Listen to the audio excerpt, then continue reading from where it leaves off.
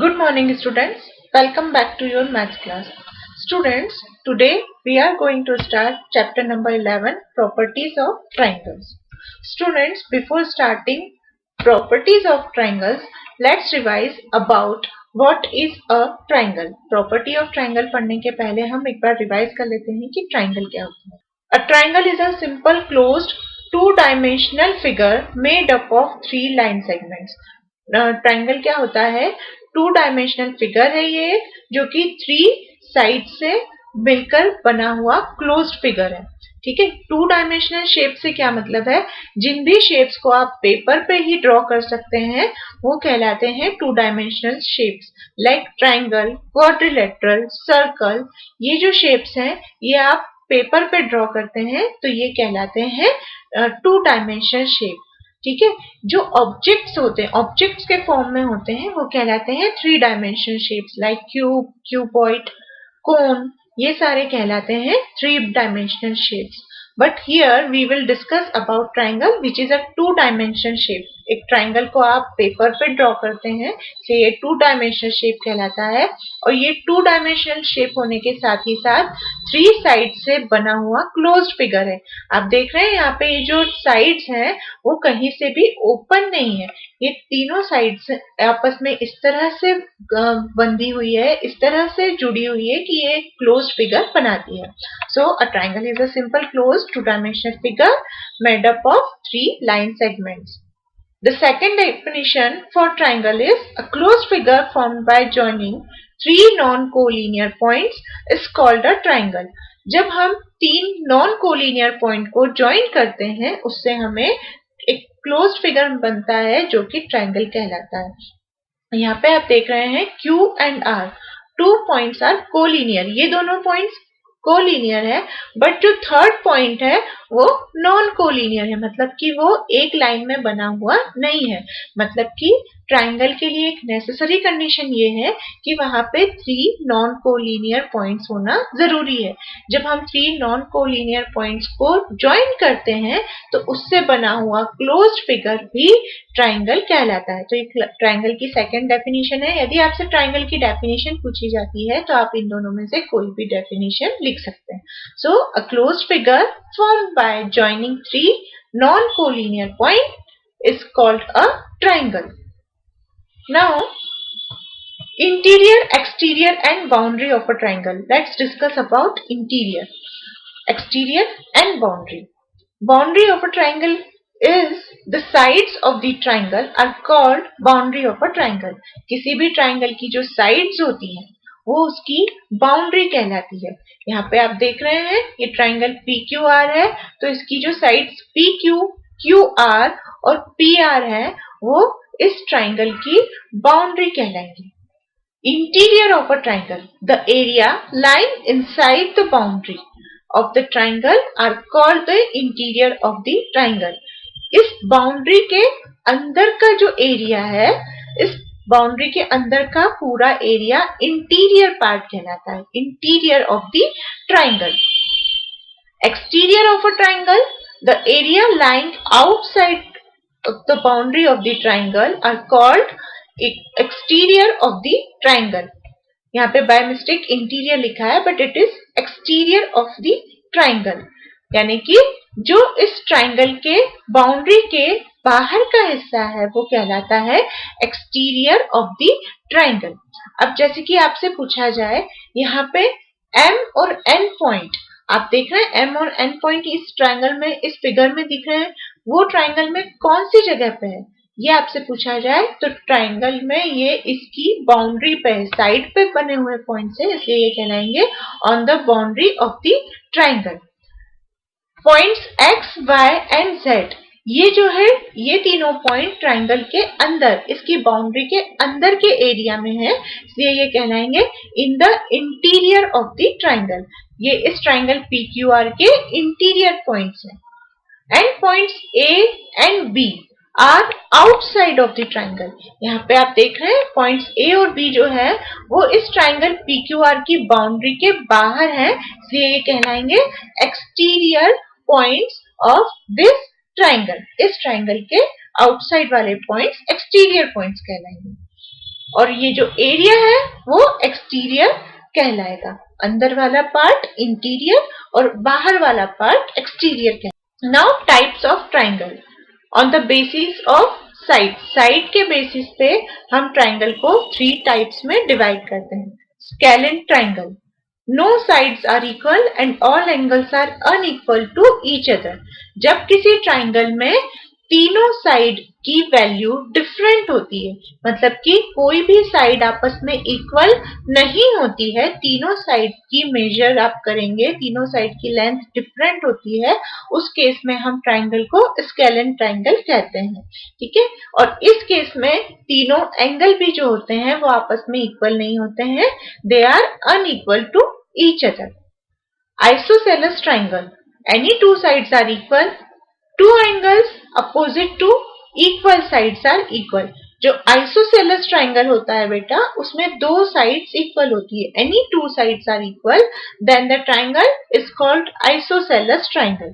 और isosceles triangle में जो 2 साइड्स इक्वल होती है, उनके अपोजिट एंगल्स भी इक्वल होते हैं। ठीक है, यदि आपको मैं एक एग्जांपल देके बताऊं, तो ये सपोज ट्राइंगल PQR है, इसमें मान लो PQ और PR, यदि ये दोनों साइड इक्वल है तो इनके अपोजिट एंगल, मतलब कि PR का अपोजिट एंगल एंगल Q और PQ का अपोजिट एंगल एंगल R, तो एंगल Q और एंगल R भी आपस में इक्वल होंगे। यानी कि जब ट्राइंगल की 2 साइड इक्वल होती है तो उनके अपोजिट एंगल्स भी इक्वल होते हैं, और ये ट्राइंगल आइसोसेलेस ट्राइंगल कहलाते हैं। Now equilateral triangle, all sides are equal, all angles are equal to each other and each angle is 60 degree। Equilateral triangle कौन सा ट्राइंगल होता है? जब ट्राइंगल में तीनों साइड्स आपस में इक्वल हो, वो ट्राइंगल इक्विलेटरल ट्राइंगल कहलाता है।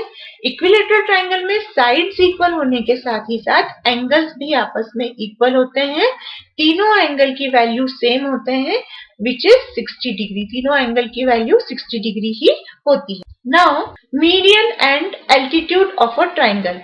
मीडियन और एल्टीट्यूड क्या होता है किसी ट्राइंगल में, ये हम यहाँ देखेंगे।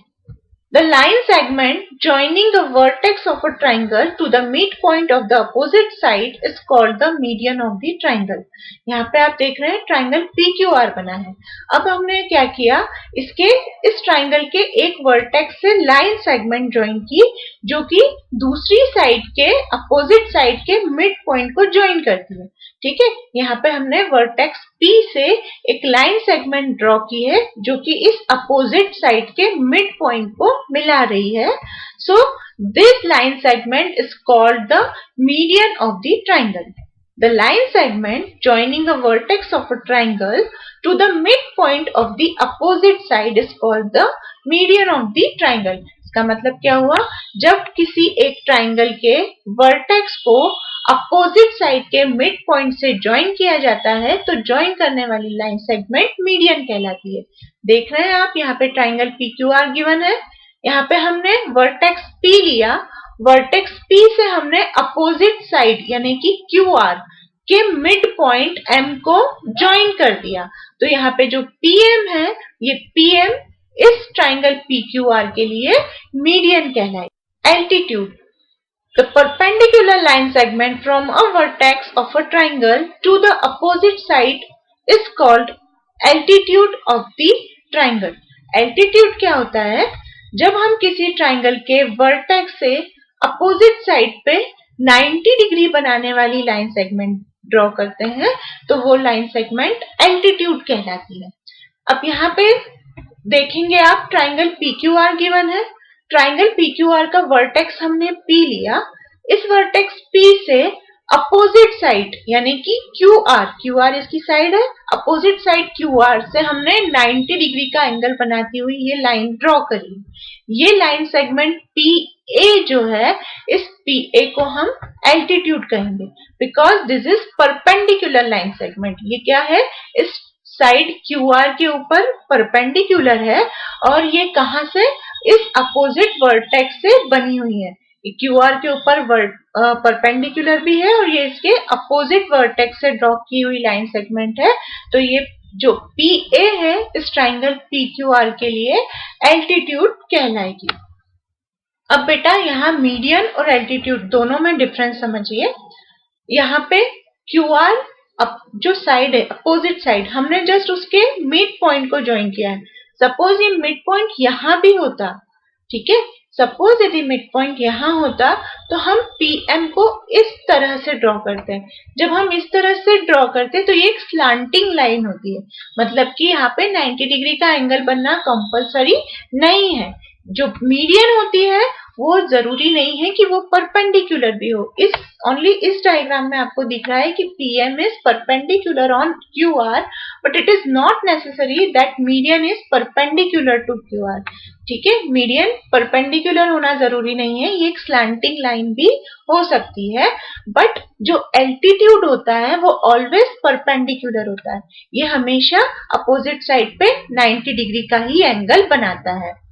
तो यही बेसिक डिफरेंस है इन दोनों में। मीडियन जो होती है वो अपोजिट साइड के मिड पॉइंट को ज्वाइन करती है, और QR जो एल्टीट्यूड है वो अपोजिट साइड के मिड पॉइंट को ज्वाइन करे, ये जरूरी नहीं है, बस ये अपोजिट साइड के ऊपर परपेंडिकुलर होता है। तो ये दोनों में बेसिक डिफरेंस है। Median is the line segment joining a vertex of a triangle to the midpoint of opposite side of the triangle, and altitude is the perpendicular line segment from a vertex of a triangle to the opposite side of the triangle. Now properties, हमारा ये जो chapter है वो based है properties of triangle पे। यहाँ से triangle की प्रॉपर्टीज स्टार्ट होती है। So first property is angle sum property.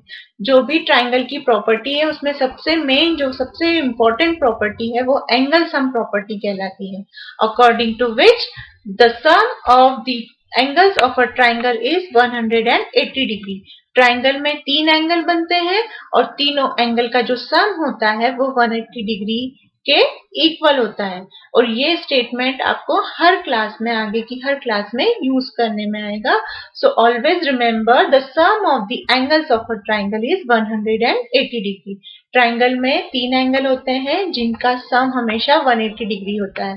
यदि सम 180 डिग्री से कम या ज्यादा हो तो वो ट्राइंगल होना पॉसिबल ही नहीं है। Exterior angle property, exterior angle property के अकॉर्डिंग क्या होता है, if any side of a triangle is extended then the exterior angle so formed is equal to the sum of interior opposite angles. जब हम किसी ट्राइंगल की एक side, किसी भी एक साइड को आगे एक्सटेंड करते हैं तो एक्सटीरियर एंगल बनता है। ये देखिए यहाँ पे ट्राइंगल PQR है, इस ट्राइंगल PQR की इस QR साइड को हमने आगे एक्सटेंड किया, ठीक है, ओनली QR साइड को हमने आगे एक्सटेंड किया। तो आप देख रहे हैं यहाँ पे एक एक्सटीरियर एंगल, मतलब कि इस ट्राइंगल के बाहर बना हुआ एंगल दिख रहा है। अब ये जो बाहर वाला एंगल है ये अपोजिट इंटीरियर एंगल के सम के इक्वल होगा, is equal to the sum of interior opposite angle. Interior मतलब अंदर बने हुए, अपोजिट ये देखिए ये वाला एंगल जो होता है वो एडजेसेंट एंगल कहलाता है। हमें एडजेसेंट एंगल नहीं चाहिए, हमें अपोजिट एंगल चाहिए, मतलब कि ये वाला एंगल और ये वाला एंगल। तो इन दोनों का जो सम होगा, इन दोनों का सम ये एक्सटीरियर एंगल के इक्वल होगा। यही होती है exterior angle property. If any side of triangle is extended, यहाँ पे देखिए ट्राइंगल PQR की साइड QR को हमने आगे एक्सटेंड किया, then the exterior angle so formed, ये जो एक्सटीरियर एंगल बना है इससे is equal to the sum of interior opposite angle. ये जो एक्सटीरियर एंगल है वो अपोजिट इंटीरियर एंगल के सम के इक्वल होगा। सो एंगल QPR, इस एंगल P को हम कैसे डिनोट करेंगे, angle QPR plus angle PQR, मतलब कि ये वाला एंगल, एंगल PQR, इन दोनों का जो सम होगा वो किसके इक्वल होगा, एंगल PRM के इक्वल होगा, यानी कि एक्सटीरियर एंगल के इक्वल होगा। Now let's start exercise 11.1। In this exercise the first question is observe the given figure and answer the following question। Exercise का जो फर्स्ट क्वेश्चन है उसमें आपको इस तरह से एक ट्राइंगल का फिगर गिवन है, इस फिगर को देख के आपको जो क्वेश्चन पूछे हैं उनका आंसर देना है। Name the side opposite to A, यहाँ पे A पॉइंट जो दिख रहा है, इसकी A जो इस ट्राइंगल का वर्टेक्स है, इसकी अपोजिट साइड का नाम बताना है। इसकी अपोजिट साइड जो है आप देख सकते हैं BC है। सो The side opposite to A is BC. Name the vertex opposite to AB. यहाँ पे AB जो साइड है उसका अपोजिट वर्टेक्स हमें बताना है. तो साइड AB का अपोजिट मतलब सामने वाला vertex. So it is C. So the vertex opposite to AB is C. Name the angle opposite to AC. AC के अपोजिट वाला एंगल हमें बताना है. तो साइड AC है, ये साइड AC के अपोजिट मतलब सामने वाला एंगल कौन सा होगा? Angle B. We can write this as angle ABC or angle B. So angle B is the angle opposite to side AC. Question number 2 is, can a triangle have three angles whose measure are 40 degree, 60 degree and 80 degree? आपसे यहाँ पूछा गया है कि क्या ऐसा triangle possible है जिसके तीन एंगल की value 40 degree, 60 degree and 80 degree हो. हमें इस तरह से जब क्वेश्चन पूछा जाए तो हम यहाँ पे एंगल सम प्रॉपर्टी यूज करेंगे. एंगल सम प्रॉपर्टी के अकॉर्डिंग ट्राइंगल के तीनों एंगल का सम 180 डिग्री के इक्वल होता है. इन तीनों नंबर्स को ऐड करने पे यदि 180 डिग्री आता है तो इस तरह का ट्राइंगल बनना पॉसिबल है. और यदि इन तीनों का सम 180 से कम या 180 से ज्यादा होगा तो इस तरह का ट्राइंगल बनना पॉसिबल नहीं है.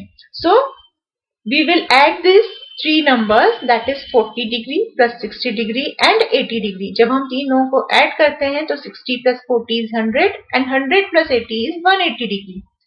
Therefore 40 degree, 60 degree and 80 degree are angles of a triangle. इन दोनों तीनों का सम 180 डिग्री आ रहा है, इक्वल है 180 डिग्री के, इसलिए ये तीनों मिलके एक ट्राइंगल बना सकते. Next values are 65 degree, 75 degree and 123 degree. अब यहाँ पे जो नेक्स्ट वैल्यूज दी गई है तीनों एंगल्स की, वो तीनों क्या है? 65, 75, 123. अगेन हम तीनों को प्लस करेंगे. तीनों को प्लस करने पे हम देखते हैं 65 degree plus 75 degree plus 123 degree. इन तीनों नंबर्स को जब हम प्लस करते हैं तो सम आता है 263 डिग्री. अब जो 263 डिग्री है वो 180 से ग्रेटर नंबर है, 180 से बड़ा नंबर है, इसलिए ये ट्राइंगल नहीं, ट्राइंगल की एंगल सम प्रॉपर्टी को सेटिस्फाई नहीं करता है. एंगल सम प्रॉपर्टी सेटिस्फाई नहीं करता है, इसलिए ये एक ट्राइंगल नहीं बनाएगा. So 65 degree, 75 degree and 123 degree are not angles of a triangle. ये तीनों ट्राइंगल नहीं बनाते हैं. Now the next question is, the angles of a triangle are in the ratio 3:5:10. Find all the angles. आपसे इस question में बोला गया है एक ट्राइंगल के तीन एंगल जो है वो 3:5:10 के रेशियो में, मतलब उनकी जो वैल्यू है उस वैल्यू का रेशियो आपको गिवन है 3:5:10 और आपको एंगल्स की वैल्यू फाइंड करनी है.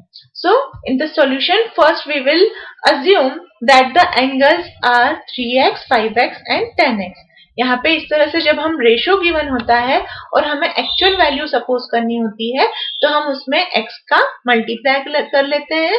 तो हमने क्या मान लिया? Let the angles be 3x, 5x and 10x. अब एंगल सम प्रॉपर्टी के अकॉर्डिंग क्या होता है? तीनों एंगल का सम 180 डिग्री के इक्वल होना चाहिए. So 3x plus 5x plus 10x equal to 180 degree. जब हम इन तीन x वाली टर्म्स को प्लस करेंगे तो 3 plus 5 equal to 8 and 8 plus 10 equal to 18. Hence 18x equal to 180 degree. हमें x की वैल्यू फाइंड करनी है क्योंकि हमें एंगल्स की वैल्यू फाइंड करनी है, यानी कि हमें पहले x की वैल्यू निकालनी होगी. x की वैल्यू निकालने के लिए हम ये जो 18 into में है उसे इक्वल टू के दूसरे साइड लेके जाएंगे जिससे कि ये डिवाइड में हो जाएगा. So divide 180 degree by 18. इस 18 को जब हम इधर लेके आएंगे तो डिवाइड यानी कि डिनोमिनेटर में होगा और 180 डिग्री को जब हम 18 से डिवाइड करते हैं we get 10 degree.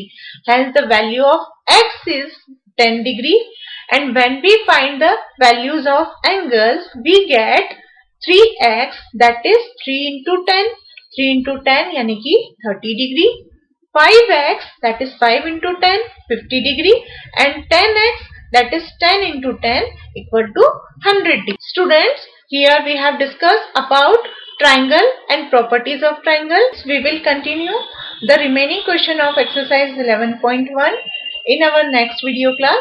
Till then, take care. Thank you.